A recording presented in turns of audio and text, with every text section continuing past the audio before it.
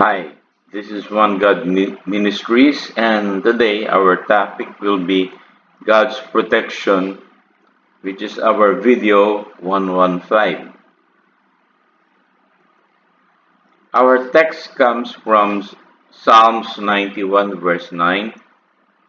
I quote, "If you make the Most High your dwelling, even the Lord, who is my refuge, then no harm will befall you, no disaster will come near your tent.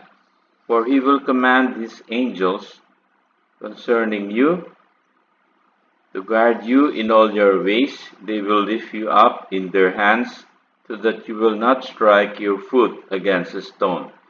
You will tread upon the lion and the cobra, you will trample the great lion and the serpent."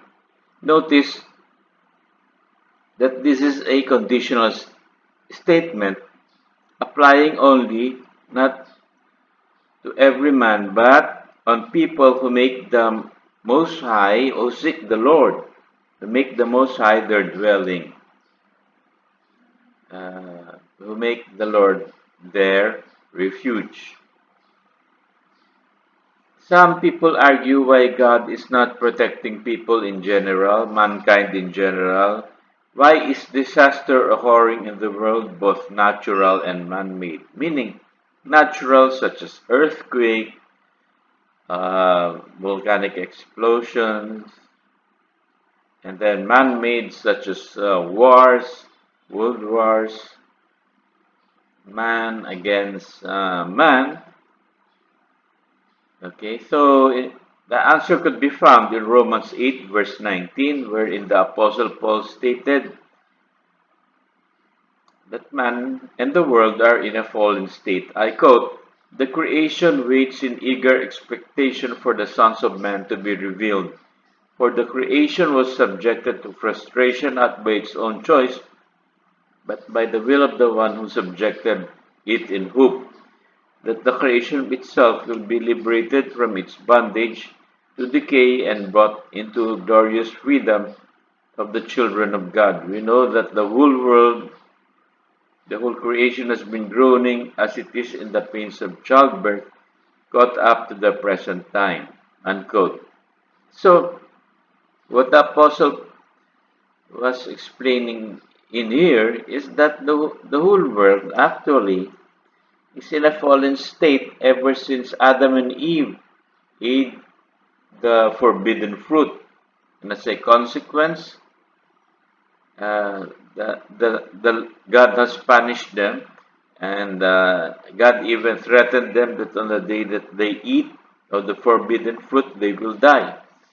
But God, in His mercy, extended man, and to such an extent that he didn't immediately kill them, judge them, but rather gave them time to repent.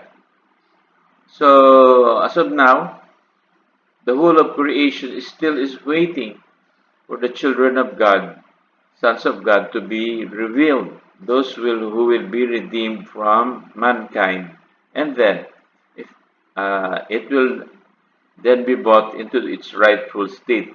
If you want to know more about this, you can watch my video, God's timetable, that God will again put in order the world in the millennium reign of Jesus Christ. So for 6,000 years, the Lord will subject this world to the rule of man, as is now is. But someday it will again be corrected by the Lord when Jesus Christ comes back. Okay? So we wait, and the whole of creation waits until Jesus comes back and rights everything that is wrong. In 1 John 5:18, the Apostle John stated, "We know that anyone born of God does not continue to sin. The one who was born of God keeps him safe, and the evil one cannot harm him. we know that we are children of God and that the whole world is under the control of the evil one. So ever since Adam and Eve fell, the whole world is now under the control of the evil one, meaning the devil. God is almighty and he is above all, but he allows the evil one to control the world because uh, it comes as a punishment for the sins of Adam and Eve. In Luke 4, verse 5, in the temptation of Jesus, and it is stated the devil led him, that is Jesus, up to a high place and showed him in an instant all the kingdom of the world. And he said to him, I will give you all their authority and splendor, for it has been given to me, and I can give it to anyone I want to. So if you worship me, it will all be yours. So the kingdoms of this world, what the devil is actually saying, belongs to him, and it is subject to his control. Now let's look whether the scriptures really show that. In 2 Corinthians 4, the Apostle Paul stated, and even if our gospel is veiled, it is veiled to those who are perishing. The God of this age, that is the devil, has blinded the minds of unbelievers so that they cannot see the light of the gospel of the glory of Christ, who is the image of God. In Ephesians 2 verse 1, the Apostle Paul states, As for you, you were dead in your transgressions and sins, in which you used to live when you followed the ways of this world and of the ruler of the kingdom of the air, the Spirit who is now at work in those who are disobedient.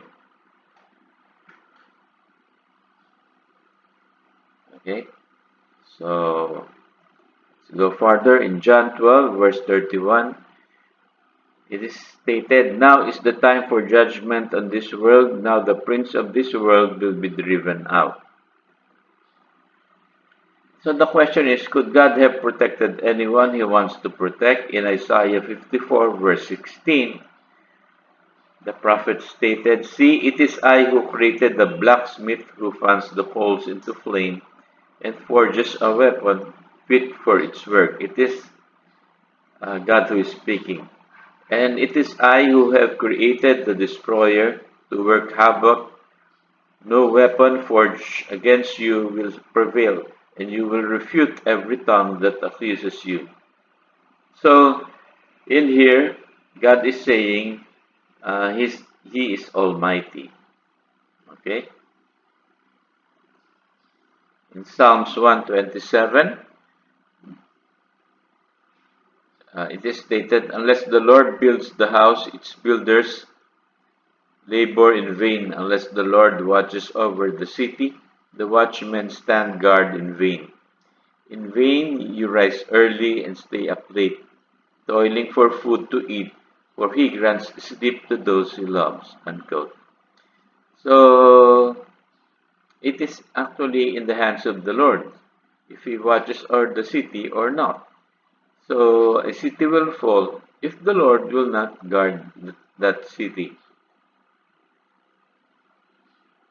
In Isaiah 59 verse 1, it is stated by the prophet, Surely the arm of the Lord is not too short to save, nor his ear too dull to hear. But your iniquities have separated you from your God. Your sins have hidden his face from you, so that he will not hear. So, what the prophet really is saying in here, that iniquities will put a separation between God and you, so that he will not listen to you. In Isaiah 5 verse 5, the prophet said, the Lord is speaking, Now I will tell you what I am going to do to my vineyard. I will take away its hedge, and it will be destroyed. I will break down its wall, and it will be trampled. I will make it a wasteland, neither pruned nor cultivated, and briars and thorns will grow there. I will command the clowns not to reign in it. So, what God is saying is that we only live through the mercy of the Lord. We prosper because of the mercy of the Lord. In Amos 5 verse 19, it is stated, "It will be as though a man fled from a lion only to meet a bear, as though he entered the house and rested his hand on the wall, only to have a snake bite him. Will not the day of the Lord be darkness, not light, pitch dark without a ray of brightness? And this is how it will be for those who are wicked, undergoing punishment from the Lord, or unprotected by the Lord. No matter where he goes, he will not be protected even in his own house. There will be a snake living in it." In Psalms 34 verse 7, it is stated, "The angel of the Lord encamps around those who fear him, and he delivers them. Taste and see that the Lord is good. Blessed is the man who takes refuge in him. Fear the Lord, you his saints, for those who fear him lack nothing." So in conclusion, we can say that God is almighty. He can protect anyone he wants to protect, but he cannot give divine protection to anyone he wants not to give. So he only gives divine protection on those that are his who are seeking him. Okay? So this is One God Ministries, and I hope I have enlightened you on what God's protection really requires. Okay, so you will be guided accordingly. If you want to watch my other videos, you can tune in to YouTube. Just type One God Ministries and you can choose the video you want to watch. So this is Jim Eagle. Until next time.